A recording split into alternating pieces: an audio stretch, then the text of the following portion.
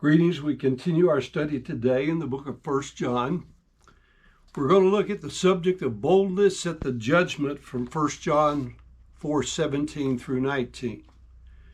Herein is our love made perfect, that we may have boldness in the day of judgment, because as he is, so are we in this world. There is no fear in love, but perfect love casteth out fear, because fear hath torment. He that feareth is not made perfect in love. We love him because he first loved us.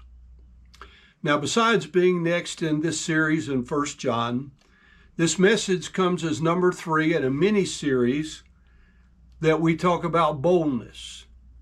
Boldness before the throne of grace, which gives us boldness before men, and then that brings us to boldness at the judgment. Most of all, we should be seeking to understand the correlation of these three things one to another.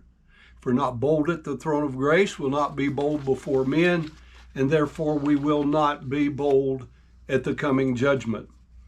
The 27th Psalm in verse 1 says, "The Lord is my light and my salvation. Whom shall I fear? The Lord is the strength of my life. Of whom shall I be afraid?" In the 56th Psalm in verse 4, "In God I will praise his word. In God have I put my trust. I will not fear what flesh can do unto me." Again, 56th Psalm verse 9, "When I cry unto thee, then shall my enemies turn back. This I know, for God is for me." Verse 11 of 56th Psalm, "In God have I put my trust. I will not be afraid what man can do unto me." Psalm 118, beginning at verse 5, "I called upon the Lord in distress. The Lord answered me and set me in a large place. The Lord is on my side. I will not fear. What can man do unto me? The Lord taketh my part with them that help me.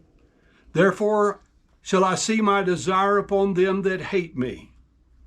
It is better to trust in the Lord than to put confidence in man."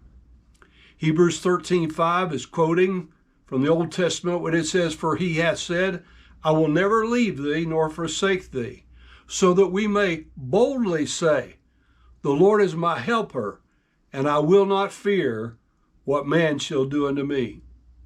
Now notice that John declares in 1 John 4:17 that it is possible to have boldness concerning our coming day of judgment. Hebrews 9:27 says, "And as it is appointed unto men once to die," that's the first physical death, "but after this, the judgment. Every man," that is every member of Adam's race, "has an appointment with death, and then for judgment by God after physical death has occurred." So I ask, does the thought of death scare you? Does the thought of facing God in judgment after death scare you? Revelation 20, verses 11 through 15 state the lost will stand at the great white throne judgment for the passing over of God's sentence, all his wrath, which they have treasured up for this day. As Romans 2:5 describes it, they will receive degrees of punishment according to Matthew 23:14 in the eternal lake of fire.